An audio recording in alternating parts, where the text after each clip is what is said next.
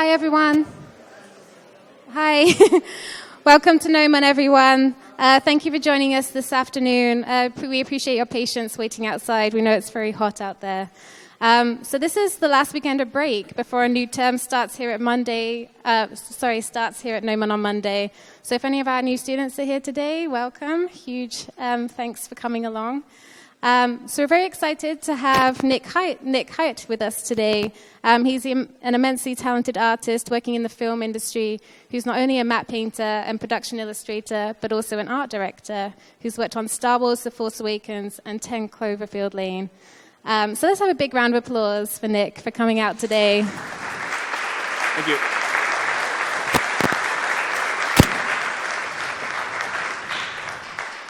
So Nick's worked on an incredible portfolio of films, including Star Trek Beyond, Mission Impossible, Rogue Nation, Thor: The Dark World, Oblivion, Oz the Great and Powerful, 300, Rise of Empire, and many, many more fantastic films.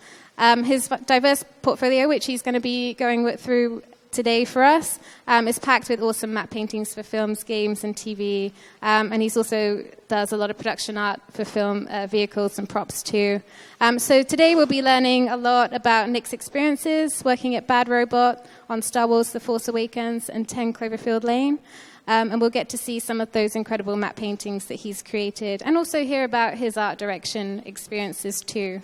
So following Nick's presentation, which is about 30 minutes, we're going to be welcoming up Wayne Hollingsworth, who's one of the latest additions to our education department here at Gnomon. Wayne's an education lead, and he's spearheading the FX classes here. He's worked at an impressive mix of studios as well, including MPC, Digital Domains, PSYOP, Luma Pictures, Zurich Studios, the list is endless. So he's going to come up in about half an hour to pitch some questions to Nick and moderate questions from the audience too. And we'll be taking some questions on Twitter as well. So we are streaming live from Hollywood today, so if you can just avoid walking in front of the cameras up front here. Huge thanks to those of you tuning in online. Please don't forget that you can follow our live stream channel to be notified of future events. And you can check out our schedule at gnomon.edu/events for more that's coming up too. Please feel free to pitch questions at any time using #Gnomon on Twitter. So let's have another big round of applause, and then we'll hand over to Nick. Thanks, everybody.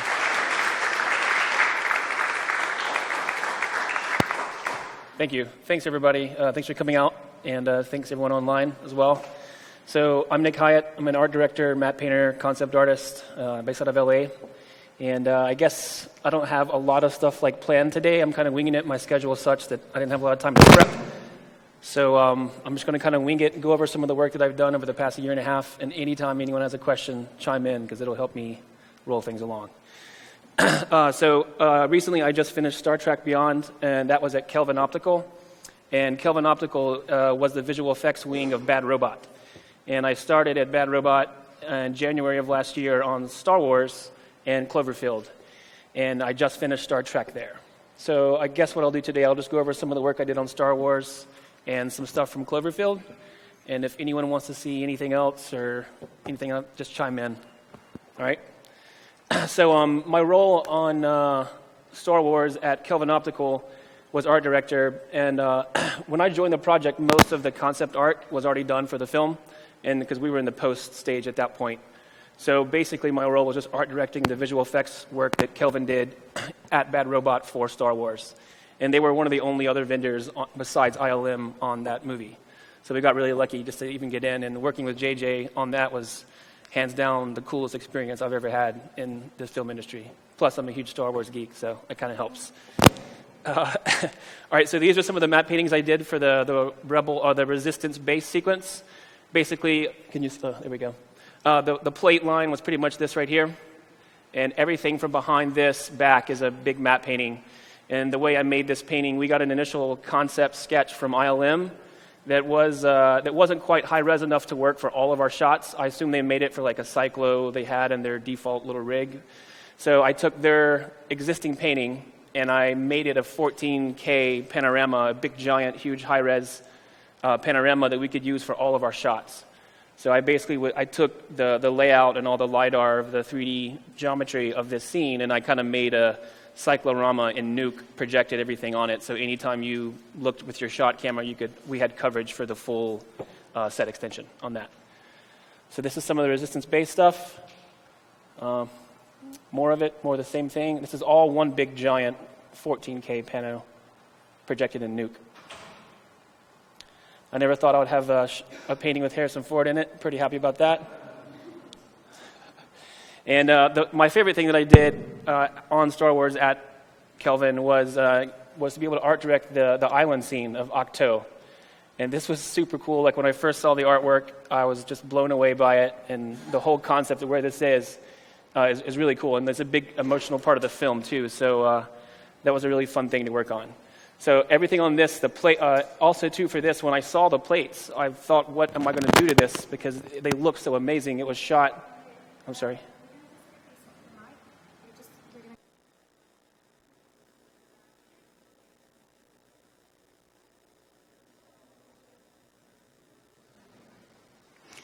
We're just going to quickly swap the mics over to avoid that crackling sound.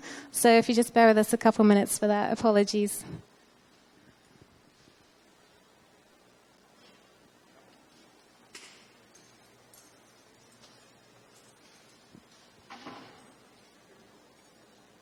Thanks, Mark. There's some stuff over here.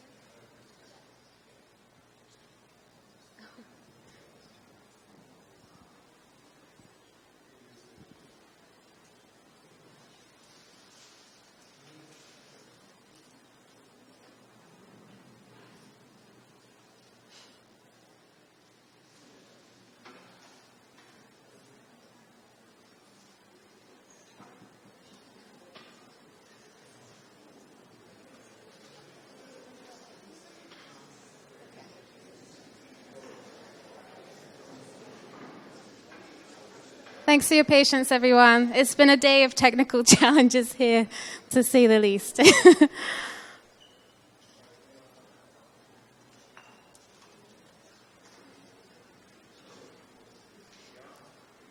We're just testing.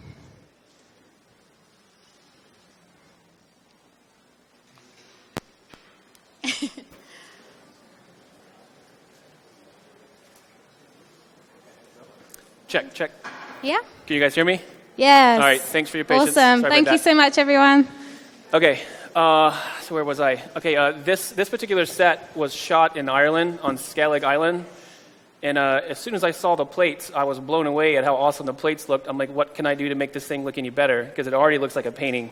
So for instance, the whole foreground here, everything besides the background is all real. So when I saw the plates for this, I was pretty intimidated. I'm like, if I have to make it look better than that, I don't know what to do. Again, same thing for this. This whole thing is all set. It's all real. It's a beautiful location. Super lucky to shoot there. It was amazing. So for this sequence, I basically designed the look of the islands and all the distant background islands. And I did probably about 10 different concept paintings of different styles of islands, heights, widths, different spreads and layouts. And that went through the approval process of all the VFX soups over at Kelvin Optical, and then eventually to Roger, the VFX soup of the show, and then to JJ. So this is just some of that island work that I did for this. Ray's emotional moment with the lightsaber there. And this is just basically a little bit of paint extension. Like there were some pathways and a few cables. I just cleaned it up. This is the only thing that I did on this guy is a little tiny mountain in the background. But it's still such a cool image. I got to show it. So this same story, all the distant background stuff was all matte painting, and the rest is all set. And I don't know what used to go on this island, but it's so cool. Apparently you can go there and like on a trip, but I want to go see it in real life. It's pretty awesome.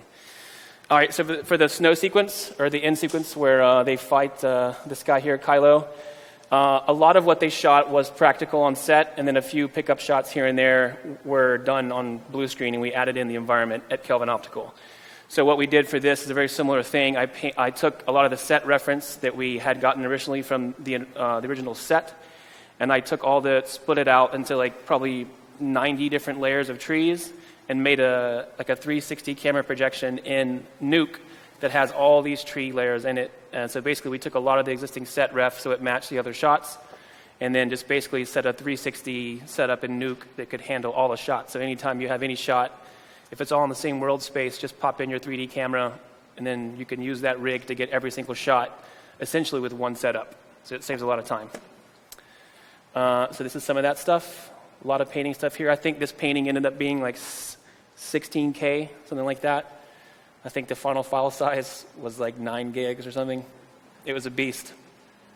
And there's another shot when at the beginning of the movie when they first land. I got the model of the X-Wing from, well, everything from here back, from this line back, is all painting. So we got the model of the X-Wing from ILM, and then I rendered that out using Keyshot, and I just painted on top, did a lot of the fire effects, and did all the distant background stuff for this.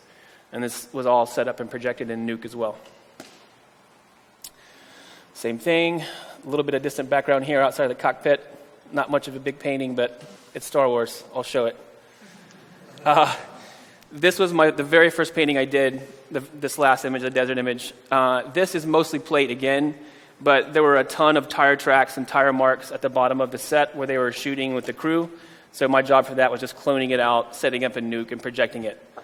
So that is all of the stuff from the film. And then there's a little bit of concept art that I did for the islands.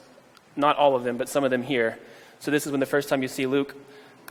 So I did paint all these islands in the background, suggested different layouts, compositions, the amount of atmosphere that's flowing in between the chunks of the islands and all that stuff. Same thing for this. I designed this side chunk over here. And ILM, in the end, ended up doing the shots, doing the paintings or 3D, whatever, for the final shot for this particular shot, or this particular set of shots right here. But the design work was done at Kelvin. And I think that's it for the Star Wars portion of my winging it demo up here. Does anyone have any specific Star Wars questions or on this particular project before I move on to something else?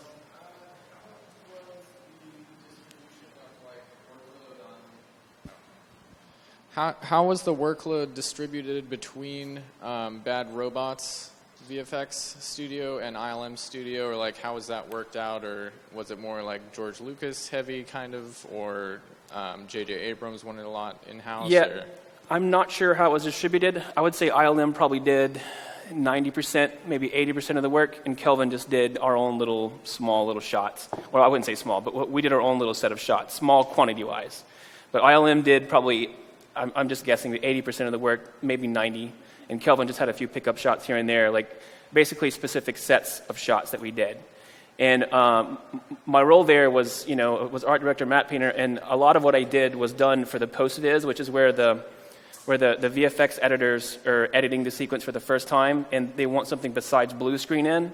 So I will very quickly mock up a very loose painting just to drop something in. I did a lot of that stuff, but you'll never see it on film because it was just for the VFX temp edit, just so the VFX editing team could have something to drop in their edit so it's not just blue screen all the time. So a good chunk of what I did for Star Wars no one will ever see, which is, unfortunately, but what do you do? It's still Star Wars. Yeah. Any other questions on that production? On Starkiller Base, there's a lot of winter scenes. Were those all real? Did you have a hand in that as well? I did not do a lot of work on the Starkiller Base set, except for these shots here at the end. I'm not sure how much of what ILM did was real, but I imagine a good chunk of at least the immediate foreground stuff was probably real. What kind of turnaround time did you have on the drop-in paintings and then on the main paintings? Which paintings? The ones you said that we're not going to see? Those were quick because it was just for VFX editorial. So I would literally spend an hour just throwing something quick in just so it's not blue screen. Like I'll take a lot of the set ref, just drop something quick in, mock it up. It was more about feeding the VFX editors than doing a concept design for the shot. More about just doing a lot of material for that. So I did a lot of that, but no one will see it. Is there a color guide set up? Do you get into a film or were they asked you to do shots? It's like, here's our color palette. It's like work with that. How does it work? Yeah, well, I mean, each shot has its own CDL and own LUT, and we were provided all that from ILM before we started. So that was pretty much thankfully taken care of, because color can be tricky. What's the type of directing you receive when you receive a plate of footage? What's the interaction like with the art director when you're creating a plate once you have a shot? It really depends on the shot. On this particular show, the person I interacted with most was Luke McDonald, and he was the VFX soup at Kelvin Optical for this project. So my chain of command was basically, I would get a brief from Luke, the VFX soup, and then we would do our work, and then we present it to Roger, who's the VFX soup of Star Wars for Lucasfilm, and then it would go to JJ upstream. So it was basically Luke would give me a brief kickoff of what was wanted, because he's in all the meetings, and I'm kind of at my desk working on a couple of projects at once. So I wasn't in as many meetings on that. So I'd get my kickoff from Luke, who was a great VFX soup, and then that would go upstream to Roger at ILM and then to JJ. Does that answer that? Okay. Any other Star Wars questions? Or if not, I'll move on to something else. I think there's one more. Keep asking, please. Just curious about the security protocols. Were you held at gunpoint at any point, like when you're working on these files, like, for security? Yeah, Star Wars was, without a doubt, hands down, the most security-conscious project I've ever worked on. It was super strict. Like, they had a lot of security protocols they had to follow over at Kelvin, because, it was so much hype on the movie. It was basically...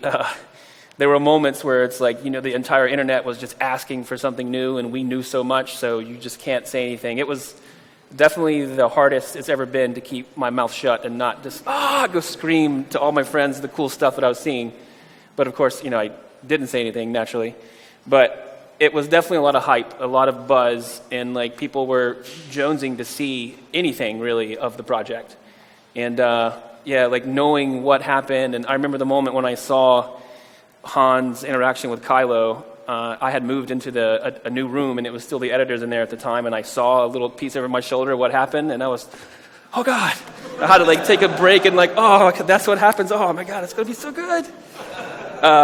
So there were definitely pinch me moments and moments of sheer, because I'm such a Star Wars fan, I've literally listened to every book on audiobook. There were moments where I was freaking out. But still keeping my mouth shut was really hard, because a lot of my good buddies are Star Wars fans too, and they'll try and pry things out of me, what if? And I just can't say, man, I don't know. That was the hardest. I've worked on projects that are good sized films, but this was just the IP alone is so dear to so many people. It was special. Definitely the coolest project I've ever worked on. I've done 20-something films or tons of games, but this was the best. There was a moment where I was on set, and Harrison Ford came by dressed up as Han Solo, and I literally, I got weak in the knees like a 16-year-old girl. I was like, oh, it's Harrison Ford, Han Solo. And that was pretty awesome. I never expected that to happen in my life. Just to witness it was pretty amazing. Yeah, that's a once-in-a-lifetime project for sure. Yeah, and being at Bad Robot with JJ when he was working on it, and just to feel the energy, and there's days where all these, all the cast is coming in. I saw Daisy Ridley one day, and again, weak in the knees with that one. It was a special time and place, and everyone involved with it knew it and could feel it. They were just oh my God. And when the trailer came out, we were all watching it together.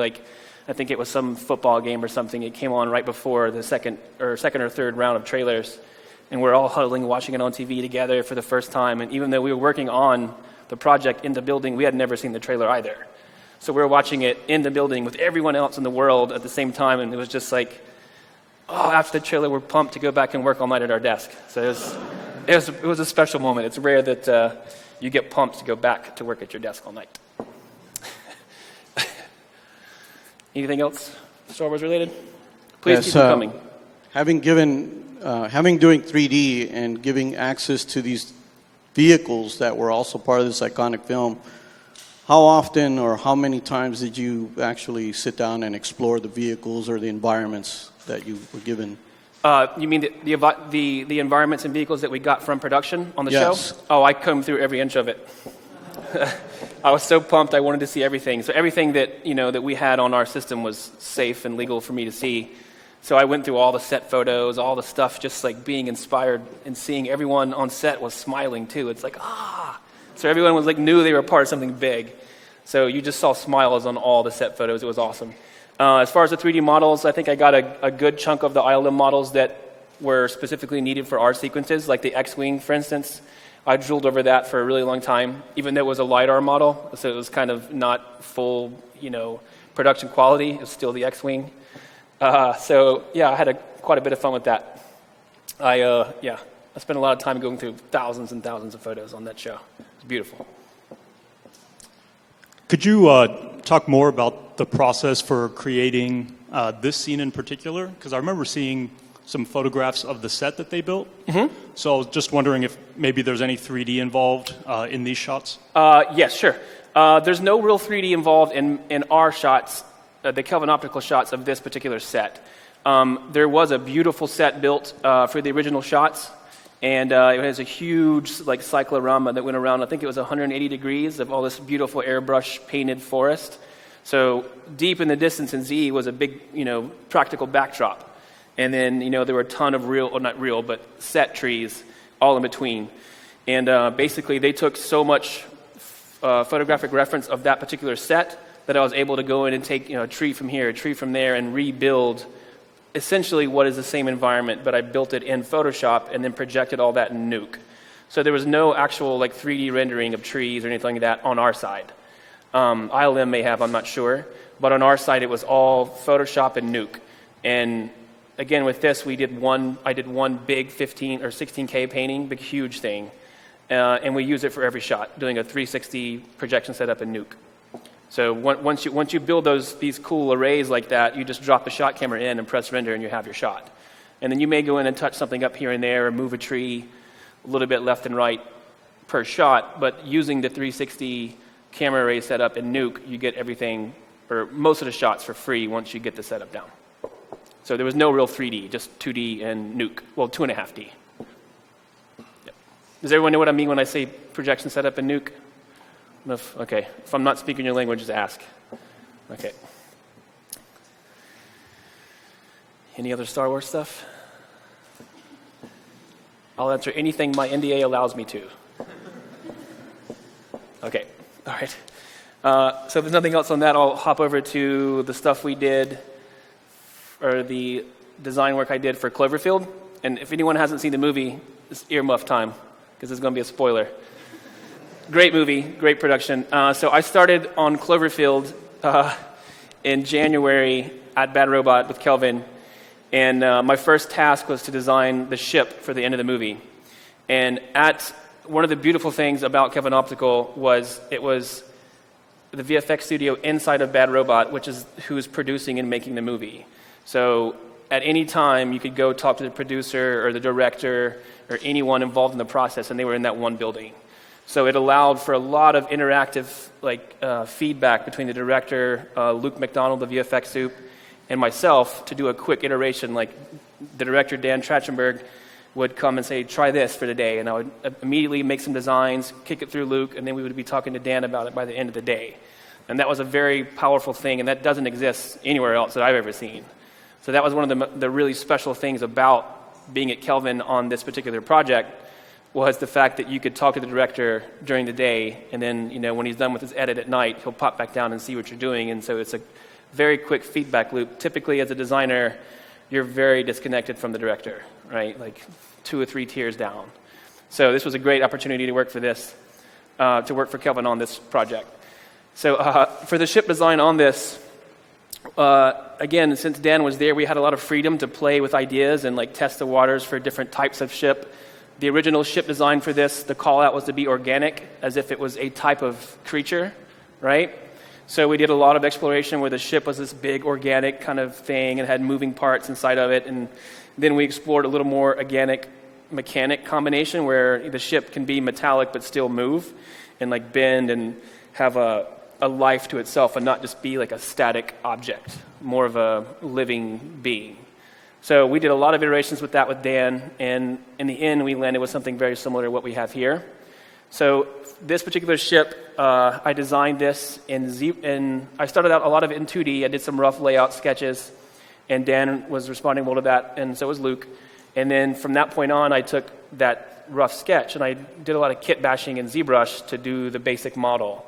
So what I would do, I would kit bash this guy together in Zbrush with a lot of different pieces, and then do some custom modeling, and just to make a really quick, rough, three-dimensional shape of it all. And then I'll render that in Keyshot, and then paint on top of that in Photoshop to get what you see here.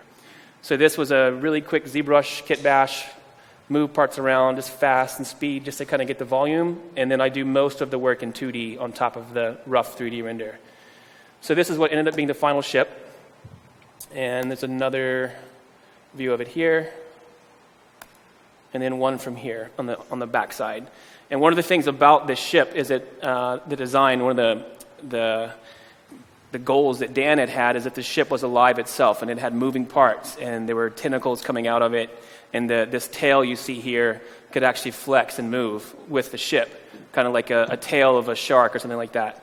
So that was one of the design parameters we had, was to make this thing organic enough to move and flow, but not just be a static ship. So there was a part where the ship lands over the little farmhouse where they're at, and it grabs the truck and pulls it up inside of it, and is trying to capture her. So we did a lot of work on the inside of this belly of the ship. You can see here, like, this is what it looks like closed and not exposed. And here's one where it's opening up, like all these different bay doors open up, and the tentacles itself will come down like this and grab the ship. Sorry, grab the truck and pull her up in it. If you haven't seen the movie, I may have just spoiled it, so oops. So anyway, that's just some of the design work we did for that. This was a really fun thing to model because it was super fast and free in Zbrush, like just pieces here, move this there, and then most of the paint work, again, was done in Photoshop on top of that basic render. And then in the end, I think it was Hannah, I forgot who modeled the ship, but anyway, someone took my basic rough Zbrush model and then, did retopo and remodeled. So they took the concept model that I made in Zbrush and made it production ready and production friendly, because my model certainly was not. But here's another design we did, which I really liked, but it didn't end up making it. This is like a ship that would spin and rotate and then stand up. And one of the big things about the ship itself is it released this gas, this gaseous, or vapor, I guess. And so that was one of the big design points that Dan wanted, is what does it look like when it's emitting this gas? And one of my pitches was the ship would rotate up and just stand up and just dump gas everywhere out of this little inner chamber right here. So that was a really fun thing to do. It was really fun to work on. We did a lot of variation. Here's another one here, a very mechanical one. I like this image a lot, where it's like opening up and all the smoke's just dumping out. But the great thing was being at Kelvin and having Dan there and the VFX soup Luke McDonald. It was super the flow of feedback was so fast. And I've never had that experience where it's quite that fast. Like literally, I'll get a comment from Dan in the morning, and by the end of the day, I'm speaking with Dan again with the work already done. And that's Dan, the director. And that's very rare in production. So that was a great experience. And that's why we were able to make so many different versions. I think in the end, there's like 15 different versions of the ship, starting with organic and going to like organic mechanic, and then a little more mechanic in the end.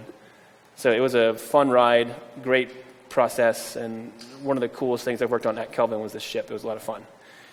And then for the Cloverfield also, I did a ton of matte paintings as well, but I don't have any of those on my site, so I can't show you any of those. But they're just like replacement of a field. So one of the beauties of matte painting is you're not supposed to see it, and that's kind of how these are, so you can't even tell it's a painting. It's like, oh, that's just a field, and then, oh, it's actually a painting. So they're not really fun to display, but they look good. So that's kind of it for the Cloverfield portion. Does anyone have any questions or anything to help me shrink this time out a little bit?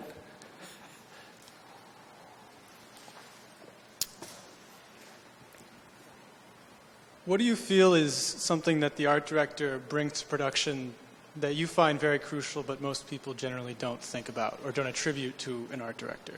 I would say an art director's biggest asset is being able to have a cohesive vision, right? Because there's so many artists and they're all talented, and then the art director, in my mind, kind of funnels all that talent into one specific vision and locks it into place. Because You know, on a production with 10 really talented artists, the direction can, or the target can kind of move all over the place. So an art director's main goal is to focus all the talent into one stream and one avenue, and then work well with the VFX soup in the production. Just a question on the Cloverfield project. Mm-hmm. I've heard that the Cloverfield name was tacked on at the end as just a bonus from JJ. Was it always meant to be in the Cloverfield universe, or do you know anything on that? I am not allowed to speak on that. Okay. But I don't know, honestly, so yeah. But I can't say, so I shan't say. Any other questions? Ooh. Let's come right around here. How do you approach the lighting in your shots? You said you use Zbrush and then you go into Photoshop. Do you actually employ any of the 3D lighting tools? Yes. At Kelvin, we use a lot of RenderMan. So I learned RenderMan there. And a lot of this stuff I did RenderMan in, especially the later stuff on Star Trek. But this particular ship here was rendered in KeyShot. And the ZBrush to KeyShot pipeline is literally a button. It's like, boop, and then it opens in KeyShot and starts rendering. It's amazing. So I did a lot of KeyShot when I first started on this ship. I really like KeyShot. It's a great package. It's super fast. And I use RenderMan at my studio now, but I'm slowly transitioning over to V-Ray. I just have to actually make that jump. But most of my lighting is super rough for concept. Like my lighting for matte paintings, I basically don't spend a lot of time in my matte paintings doing like super detailed shader work and anything like that. I basically do a ton of render passes and then paint it in Photoshop. Because you know for matte paintings and camera projection, you're going to bake everything in anyway. So the materiality is not as important for me in 3D space. It's more important I get it looking right in 2D. But I love KeyShot. It's super fast. And I hope to feel the same way about V-Ray as soon as I can get the knowledge into the skull up here. Thank you. Any more questions before we move on to the Q&A session? Are you ready for that, Nick? Should we bring... Whenever. Yeah? Whenever cool. I can. So what we're going to do is we're going to bring up Wayne Hollingsworth now to the podium. And we're going to have a Q&A session, which he'll be moderating for us. And then feel free to interject questions at any point. So just raise your hand, and I'll come around with the microphone for you. And we'll do this for about 30 or so minutes. So let's have a round of applause for the presentation, and then we'll get started with the Q&A.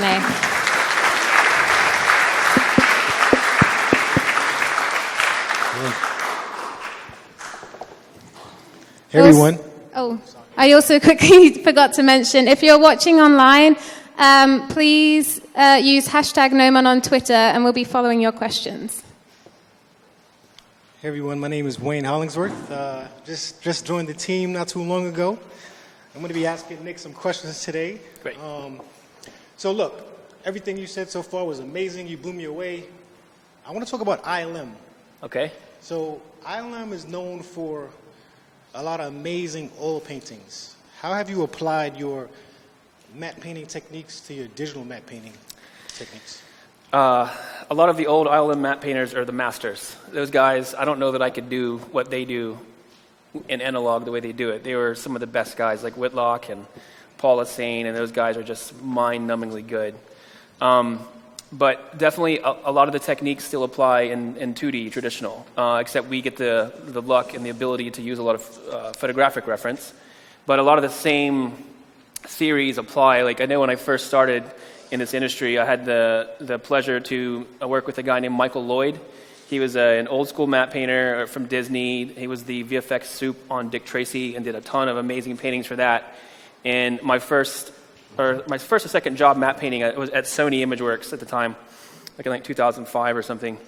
And I had the luck to work with him, and he taught me a lot about the old traditional ways. Like, for instance, when they would paint these big giant matte paintings that were huge, like 2 stories tall, it's always good to help your mind see the image new by flipping your canvas. And in Photoshop, it's Command-P or Control-P to flip it.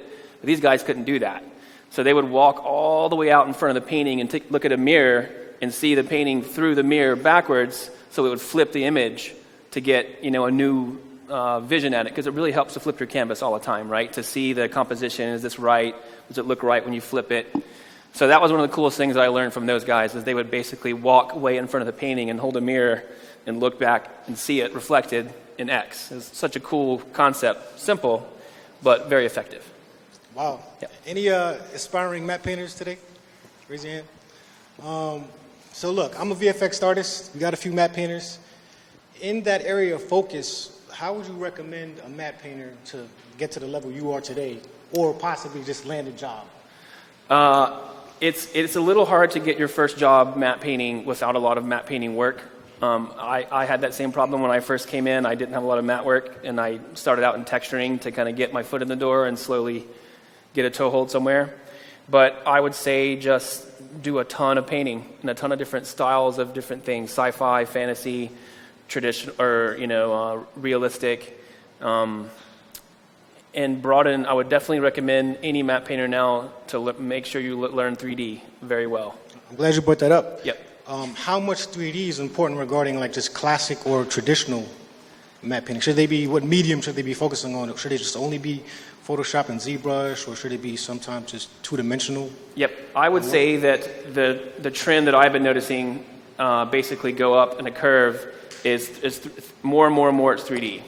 Like almost everything at least will start out in 3D, like a rough layout, placement, everything, and then you'll paint on top.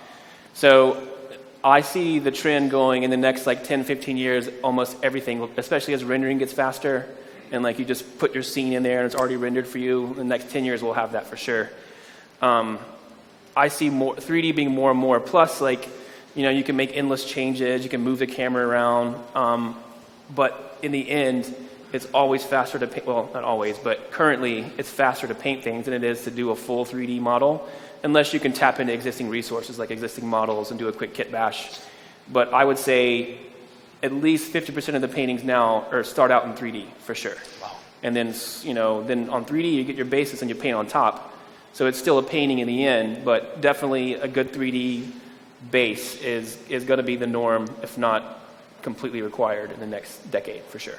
I noticed you mentioned ZBrush, and you're quite versed in a lot of different packages. Any specific softwares that we should prioritize if we wanted to specialize in matte painting? Just any 3D app like Maya, Modo would be a good start, but definitely ZBrush.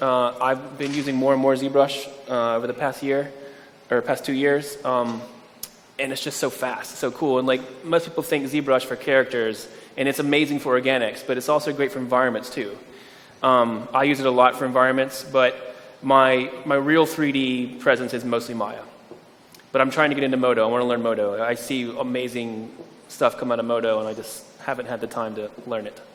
So you were on Star Wars. I remember there was a question that someone asked when we saw the trees, and someone asked how much of it was 3D. Yep. When you get an asset, how much of 3D ends up in that shot compared to your matte painting? What relationship does that play?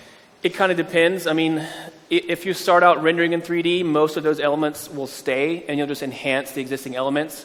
So there's a lot of what I would just call 3D beauty work that you paint on top. Like you get a rough render in 3D, and then you beautify it, make it look better, add some texture, add some dings, and some damage to the object that would take too time-consuming to do in ZBrush. Or not too time-consuming, but faster to do in 2D than it is in 3D. But yeah, it's hard to say. Like most of the 3D will stay in the image. You'll enhance it as you go. And definitely 3D is more important, closer to camera. And as you go back into the distance, 3D becomes less important. Like if I was painting a shot like this and there was a mountain in the background, there's no way I'd build that mountain in 3D. It's just why would you do that? Just take an image and put it back there. So your proximity to the camera in Z depends on how much 3D. It will basically be the determining factor of where 3D starts to fade off, I think, currently, anyway. I know you probably hate artists like myself because we always cover up your amazing work with explosions and smoke and stuff, but honestly, how much resolution goes into a matte painting? I remember you mentioned like 14K? Yeah, it's huge. Like that's bananas. Could you talk about that?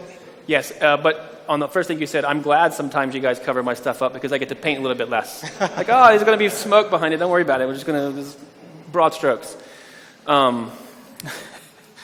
Resolution is important. especially if you're setting up these big camera arrays and big projections, right? Because, like, for instance, this painting here, the original one that we got from ILM looked great, but it just didn't have enough resolution for our shots.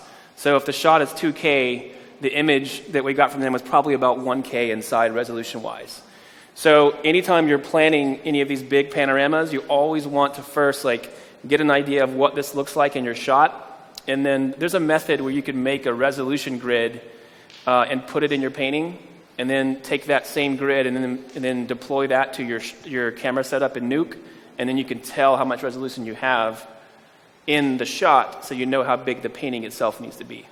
But I mean, it's always better to paint bigger than what you need, because when you scale down your painting, the pixels get tighter and it makes it look a little sharper. So I always paint about 1K to 2K over what my res is. So if it's like HD res and it's a lock-off shot, I'll paint it 4K, 3K. So when you scale it down, everything looks crisper and sharper. You and I, we were chatting in the back about how VR technology is coming on strong. Yeah. Where do you see matte painting playing a role in VR and with headsets and just with that kind of technology? Exactly. Can you talk about that? Yep. I think that kind of goes back to what I was saying earlier about proximity to the camera. I think the closer you are to the camera, the more it's going to be 3D, and everything deep in the distance will be matte painting, right? So, like, I mean, I have a Vive at home, which I love, so I've been doing a lot of VR myself. Do you mind just explaining what that is to the audience? The Vive, yeah, Vive is the HTC Vive virtual reality headset thing. It's mind-numbingly cool. It's awesome. But, like, a lot of the style of the games, too, I think will start to change, because the VR experience is kind of nauseating when you run and travel, you know? You get a little nauseous. If anyone hasn't seen it, see it. It's awesome. But, like, I think the game style will change. I think you'll start doing games where you stay in one location, right? And that means, for sure, that if you stay in one general area and not, like, run across a sandbox, everything in the background could be matte painting easy, because you're not going to travel to touch it or get near it. So to me, the good rule of thumb is, foreground 3D, midground 2.5D, and background all 2D. That's kind of how I approach shots, for sure. I'm going to combine a few questions into one. Totally. For your personal studio, when you try to recruit help, what do you look for a matte painter, and how difficult is it to, like, adjust when you get artists to come work for you? Each artist always has their own, pros and cons and workflows and attitudes, right? So everybody's a little different. In the end, we're all still artists, right? So we're all a little off kilter, I think, anyway. But hunting artists these days, like, I have a good core people of like 5 guys that I use right now. Some of my good buddies, great people. But if I were recruiting, which I may be soon, I'll be looking on ArtStation. I love ArtStation. I go through that all the time. But, like, hiring on an artist, since I have my own little shop, I do most of my work remote. I used to have 3 guys inside of my studio, which at the time was my house, and it became a little too much. So, like, I'm just going to do remote work now. I would definitely look at a good wide variation in your portfolio. Can you do sci-fi, 2D? And I definitely look for 3D, because most of the time, my needs are a really strong 3D person who can also set up stuff for painting, right? Because I do a lot of painting and 3D, but if I get bogged down in doing all the 3D myself, and the paint work suffers, I find that. So what I look for, what I would be looking for now, if I were to look for a matte painter right now, is strong 3D, a good variation in your portfolio, sci-fi, photoreal, fantasy, and then just a strong understanding of camera projection, probably in Nuke, because most of the vendors are using Nuke now. So if you can hand them a Nuke file, they love it. Back to you. When you create a beautiful image like this, how much of it is real and how much of it is traditional? Meaning, Paint. like, what kind of reference do you pull? Yep. I use a website called Shutterstock. It is a little expensive, but when you're doing it professionally, it pays for itself. But reference is everything in the modern day matte painting, for sure. So, like, how much is paint? Well, like, most of the base is a photographic element that has been relit, repainted, readjusted. So I would say at least 75% of it is a photographic element, for sure. And then the rest is just relighting, retweaking, atmospheric balancing, adding some rim here, changing silhouettes. Like, for instance, these shapes here that you see up here, they were this. I took my lasso tool and just made a rough selection of this. And then I took a photo of something similar, I think from China. I forget the name of the mountain range, but I put the photo in that same shape and then relit it based off that shape, because the original photo didn't have any light wrap on this edge right here, so I'd have to add that. So you don't get any points for hand painting anything. No one gives you high fives because you hand paint. They give you a high five when you get it done fast and it looks good. So I would say, as a matte painter, photographic reference is critical. And if you want to matte paint, start your library now and start saving all the high-res images you can go to. I've pretty much cleaned out NASA's photo library. I've gotten everything from them because, we pay for it. But I've been saving my library for about 12 years now, and I think I'm like 6 terabytes worth of photo data right now. That's it? But yeah, that's after trimming the fat too. I've cleaned it down a lot just to minimize, because it's hard to manage and back up 6 terabytes of data for just reference. Speaking of data, when you use Photoshop, do you find yourself being bogged down with like memory issues or like just crazy amount of layers that goes into your... Definitely. I have Photoshop files that are gigs, and 9 gigs, and there are just thousands of layers. But the wizards over at Adobe made something happen recently, 2 years ago. The save in background, which is a big thing, because before you would save this 5-6 gig PSD, you'd press save, it's a 30-minute save. So you would literally save, and 30 minutes later you go have a bite or smoke or something, and then come back, and it's like, oh, the file's saved. Now you can save in the background, which is a huge time saver, because I literally used to have 2 computers on a network, and I would save, and I'd go to the other machine and work on something else, and roll back and come back, because 30 minutes downtime when money's on the line is 30 minutes you don't get paid, right? But definitely I treat my Photoshop files in a somewhat organized fashion. I know a lot of people just go nuts and don't arrange their hierarchy. But I'm very organized with layer sets and things like that. And I've noticed too, when you're trying to dig into a 1,000-layer Photoshop file, you get lost in the trees really quickly, right? So I flag things and name things a certain thing, like any effects that I have, like a lava or clouds, I flag with an asterisk. Anytime it's a landmass, I flag with an underscore. Anytime it's a sky, I make the layer set blue. Just things like that to help get through this huge 1,000-layer navigation tree that can be, cumbersome. But I think too, once you begin to do this a lot, you begin to get your workflow, and you can understand where you put your layers and things like that. But I definitely have learned to spend a little more time while building to name things properly and keep things clean, because in the end, you'll need to put these files in a nuke for camera projection, or hand just a raw Photoshop file to a vendor. And it needs to be clean and organized and labeled properly, so when the comp guys get it, they're not and don't change the name of your layers after you give it to comp once, because, if you call a layer foreground and you change the name of it and give it back to comp, they're going to dude, you just changed the name, don't do that.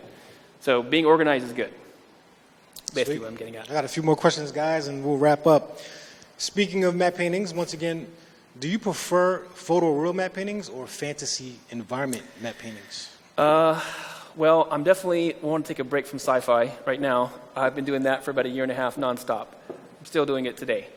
So I love sci-fi. It's a great genre. I love fantasy, but I think that sci-fi and fantasy are a little bit easier to achieve, because, if you've never seen the castle of Mordor before, you don't know what it's supposed to look like. But you've seen a mountain before, so you know what it's supposed to look like, right?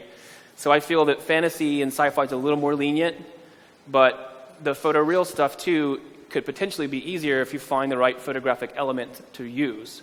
Because you're using just a raw photo to make it look exactly real, then you just drop the photo in and it usually looks pretty good. But for instance, if you have a crazy mountain with crazy peaks and spikes, then you have to design that and then make a photograph work with it. So it can kind of go either way, but I feel it's a little more lenient on the fantasy and sci-fi because you've never seen it before. I think this one's going to be pretty tough to answer. What's the most challenging and the most unusual matte painting you've had to ever do? Challenging, that kind of depends. Like, I know it depends on the project and the show, right? And challenging for different reasons. I know I had a painting on 2012 a few years ago that was particularly challenging, and I painted on it for 2 months. I've never done that ever. And there's reasons why it was challenging, but I can't get into that. But it was just a tough painting. And I know it took me 2 months to do it, and I've never had a painting last 2 months. But I remember towards the end, I'm like, oh my God. Can you give me some clients that you'll never work for ever again? No, just kidding. Just kidding. Cannot say that. Keep that to yourself. But all my clients are great. I can't say that. That was challenging, and like the most unique has probably happened recently, so I can't say anything about it. Yeah. I mean, they're all challenging in their own unique way, right? And it's not just the painting itself is challenging. It's, a lot of time it's the time that's challenging. Like, hey, you get a call from a client, like, hey, we need this by Monday, and it's Saturday night. It's like, what, Saturday night? You need it Monday? So that is its own avenue of challenge. Just time is a big thing, right? So that's why it helps to, like, when you do a lot of matte paintings, you have, a lot of elements pre-made. Like, I have about 1,000 different mountain ranges I've already silhouetted and cut and saved as a layer, as a layered file, so I can pull those very quickly. So speed is a big thing, and time definitely compounds the difficulty very quickly, right? So difficult in time, that happens all the time. That's very common. It's like a lot of stress, make things look good, and like a half the time you should really have to do it. But that's the name of the game, Yeah. I remember the first movie I ever saw was Jurassic Park, and I realized that was when I wanted to be a VFX artist. Tell me what's your inspiration, like what got you to this point? Who inspired you for you to be a matte painter? Well, what inspired me to get into digital art is a little different than what inspired me to be a matte painter. What originally got me into digital art, I was 15 and partying with some of my friends, and we watched this video called Beyond the Mind's Eye. It was this really old 3D animation, like psychedelic trip kind of video thing, and it was the first time I had seen computer graphics used in like a standalone project. And I said, holy crap, and I looked at the credits and I saw all the names on it, and I was like, oh wow, that could be a cool job. And I'd always been drawing and painting since I was a little kid, but like a lot of artists, I was always told there's no money in art. There's no career for you. You're going to be starving, and you're going to be, on drugs and starving, right? Which, yeah, one of the two of those we can work with, but the two together is bad. But basically, like, I was always told that, you're not going to make it as an artist. You're not going to do that. And I'm living proof that's not true.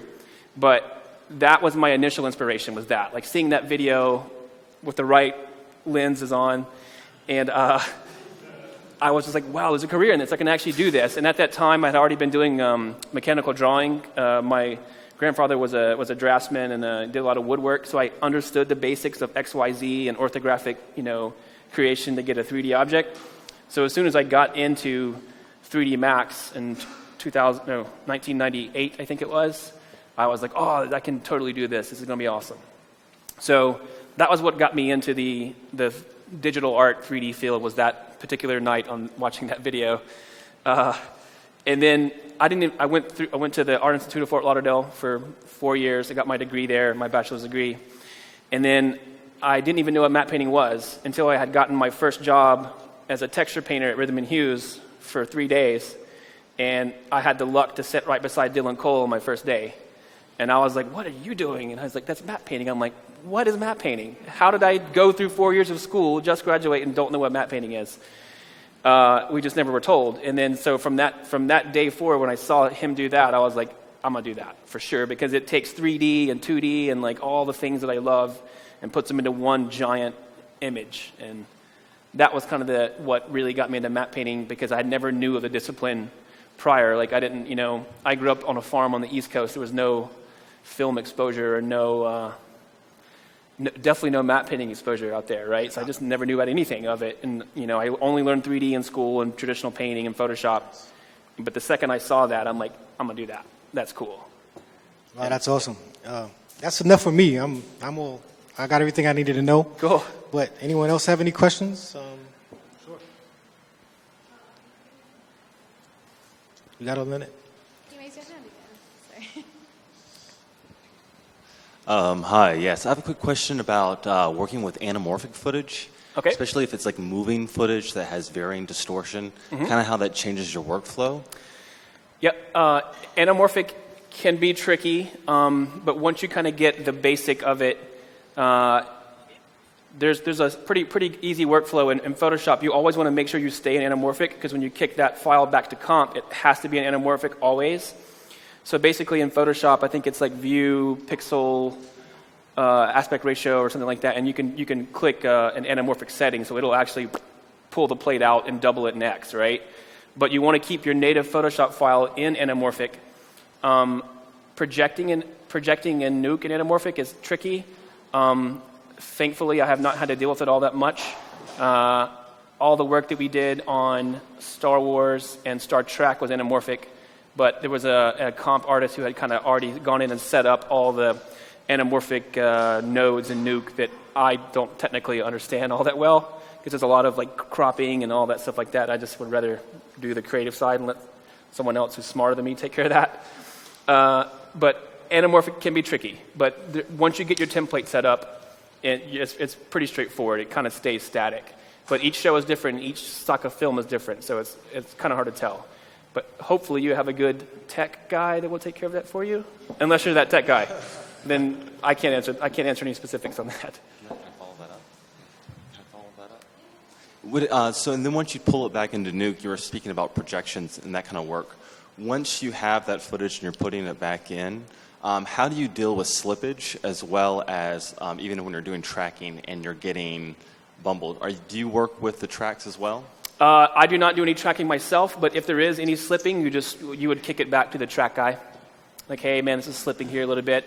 I mean, usually the track guys get it pretty close on the first, try, but like anything in this industry, it's all about chiseling and refining. You get halfway there, then you kick it downstream, and then keep refining as you go down. So a lot of the times, you won't notice any track slipping until you get into comp, and you're in the pipeline, in the procedure, making things move forward.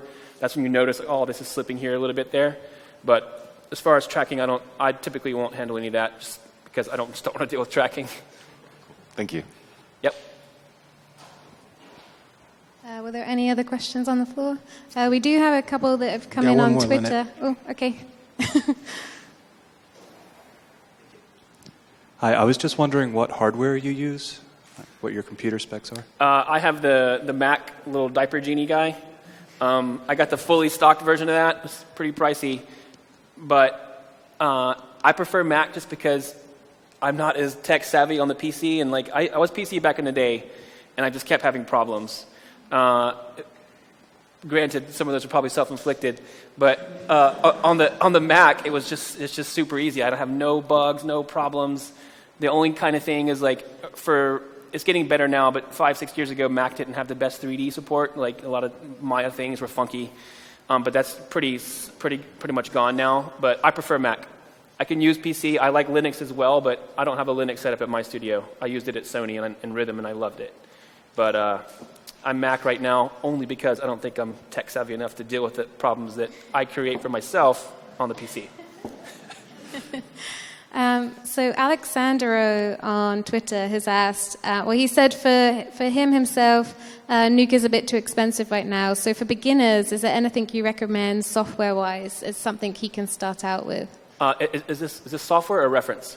Software. Yeah. Photoshop at this point is super cheap. It's I think it's like Adobe had a deal. It's like $10 a month for 2 copies. So Photoshop is pretty affordable.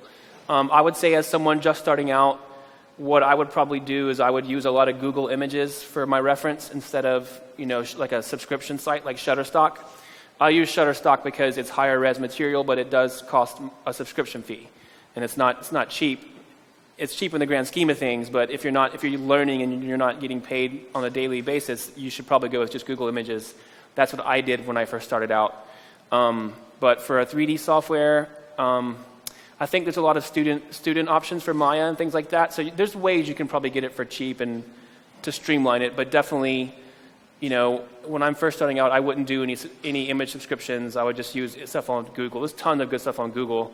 I just spent so much of my career looking through people's vacation photos of them having fun, going through Google like, oh, let's look up a mountain, and it's 2 couples like hey, I'm in a mountain and I'm at my desk. It's like, oh, it sucks. So I don't use Google anymore, but I'm in a different place than probably the person asking the question. So I would say use Google as much as you can. Photoshop's definitely affordable, and look up some student versions of Maya, ZBrush. There's probably a good, cheap way to get it. And then also Cyber Tuesday sales. Good time to buy software. Yep. Okay, awesome. I think the Foundry, I'm sure they do education licenses too. Yep. And then Red Brick on Twitter too has said, what do you do to keep your skills sharp? Do you have any advice? Practice. Practice every day. Paint something. I definitely don't draw as much anymore. Like I've been drawing since I was a little thing. I don't draw as much anymore because when I'm done with a 16-hour day or 12-hour day, I don't want anything to do with a pencil or pen. Nope. So definitely practice. And the thing that I found myself like finding into this little groove is, once you get in the industry and you start working, you can't just stop learning software, right? And that's a very common thing. Like once you get in, like, oh, I know Maya this much, and then Maya goes like this. It keeps going up, and you're kind of stuck down here. So like, I have that problem. Like, the Maya workflow that I have, I've been using the tools that were out in 2005 because that was when I was learning it, right? So, and now the tools are so much cooler, but I don't take advantage of it until I like watch a Gnomon DVD and learn like, oh, that's actually really cool. I should do that. So definitely, as a professional artist, I would recommend always learning the new software. Try and learn something new and like learn what's new. And like companies like Gnomon are a great way to do that because you get to see industry professionals of what they're using and the tools they're using and what's new that you may not have known about. Like ZBrush was under my radar for like 2 years. I never touched it because I'm like, oh, I don't want to learn ZBrush, and the learning curve is steep. But then as soon as I invested the time to learn it, it was like, oh, this is one of my coolest tool sets now. So be hungry and practice. Yeah. So that's gnomonworkshop.com Yes. for anyone that's looking for those training options. Yes, they're great. And just one quick note on Gnomon. I have been using Gnomon back in the day and since like 2000, and it definitely helped guide me to get where I'm at. When I was in the Art Institute, our teachers were great and our classes were good, but it just wasn't enough. And there were groups of students, like 10 or 12 of us, we'd all pool, because we're all broke students, we'd save some of our beer money, and a few bucks out of that, we'd buy a Gnomon DVD together and learn so much from it. And definitely, if it wasn't for those Gnomon DVDs, I probably wouldn't be where I'm at, or as advanced as I am right now, for sure. That's amazing. So get some DVDs, guys. They're good stuff. That's fantastic. If we have time for one last question. I do. Jeremy Casper on Twitter said, where does color grading occur in your pipeline? Are the shots graded before you start? When you work for a bigger studio, a lot of that's taken care of. When you're on your own, you're kind of on your own. And the color pipeline, I know the basics, but I'm by no means a color scientist as far as like the tech side of it. Like the aesthetics of color, that's easy. But like the tech sides of it are complicated, especially when you're dealing with different film grades. And each stock of film looks different. Each sequence of that same film looks different, right? So it's like the color is kind of all over the place, and I'm a little surprised that we can land spaceships on the moon and stuff like that. We can't get this color thing down yet, but whatever. It's because the variables are always changing, right? Like this film stock looks like this when you process it, and this does that. But a lot of the big studios will have a lot of that taken care of for you. But again, if you're doing concept art, that's all RGB because you don't have to worry about a film grade, unless you're getting plates to start with. But color is a moving target, I'll say that. But if you're at a big shop, they take care of all that for you usually. Like Sony will take care of it, DD will take care of it. But if you're on a smaller shop, like I'm on my own when I get plates. I'm like, oh, God. So I have a few like default LUTs that I kind of use, and I just got from the web, and I kind of just try to get the color as close as I can. But yeah, it's a moving target. But Nuke's a great tool for it. Like anytime, that's another reason why I love Nuke so much, is that anytime you're going to get a plate from a vendor, most likely they already have a CDL or a LUT assigned to it. So you just say, hey, can I get the LUT for this file? And you'll get it, and you just bring it into Nuke, and you have a rough idea of what it's supposed to be. Awesome. Any final questions? No? Oh, there is just one. I'm sorry, Nick. No worries. I'm happy to answer any questions in person, too, if anyone wants anything after this. Hey, so I saw an interview with Dylan Cole earlier this year where he talks about his experience working on the Avatar films and how a lot of the work is slowly moving away from individual locked-off shots and towards fully realized virtual sets. I was just wondering if that's been your experience, and if it has, how you feel about that transition. Yeah, it's definitely going towards 3D. That's why I suggest to any painter out there, learn 3D for sure. And there'll always be moments where it's cheaper to do it in 2D for sure, especially if it's way in the background. But if you're even close to it, building in 3D is a pretty good idea because you can move your camera like, oh, I don't like this angle, I'll put it over here, and then boom, you have it. Versus if you were to do this in a painting, you have to repaint all that stuff when you move your camera. Now, that being said, 3D takes a little bit longer to do in a lot of the cases, but as the packages get better and as resources get better, 3D that curve will slowly change, and they may even meet in the middle. But I mean, you're never going to get more real than a photograph because it's real. So, using that as a basis is always a good idea, but definitely the scale of 3D or of just pure 2D versus 2D and 3D, there's a curve like this, and it's going towards 3D for sure. I recommend everyone who wants to do a matte painting learn some 3D. It's going to help you. If you don't know 3D, you're going to have a hard time getting work in about 5-10 years, I think. That's just my personal opinion. But I've definitely seen the curve go from not so much 3D to almost all 3D, at least for the foreground and midground, and then the background can be 2D. So that's about Excellent. Thank you so much. And thank you, Wayne. Thank you, Nick. Let's have a big round of applause. Thank you.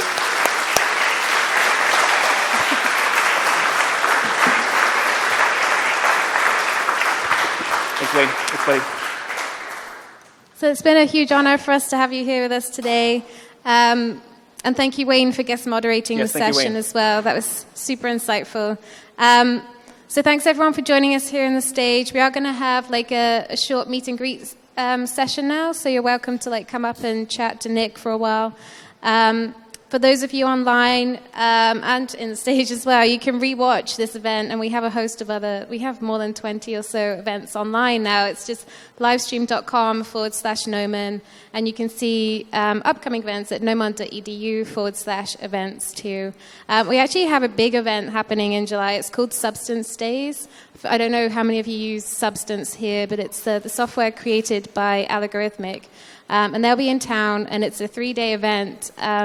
There's some masterclasses on the Thursday and Friday, and then on the Friday night, there's a big keynote, which is free to attend, and there'll be a gallery show as well, so there'll be a new gallery opening. We'll have some food, some drink, so please come along to that. And on the Saturday, it's an entire day of free sessions, so if you're in town, do come along to that, and we'll be live streaming those sessions too, as well as the keynote. That's actually July 21st to 23rd. And then after Comic-Con, we'll be bringing Legend 3D, who's actually just over on Cole. They're a really cool studio that's been doing some awesome VR stuff.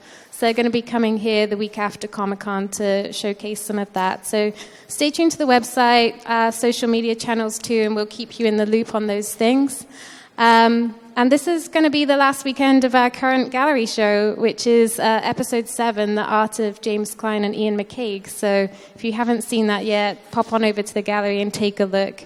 And if anyone's new to campus today and wants to have a look around or chat to us more about what Gnomon is, what we do here, we'll be happy to show you around or schedule time for you to come back and look around in more detail. So yeah, thanks again, Nick. Thank you, everyone. Have a good day.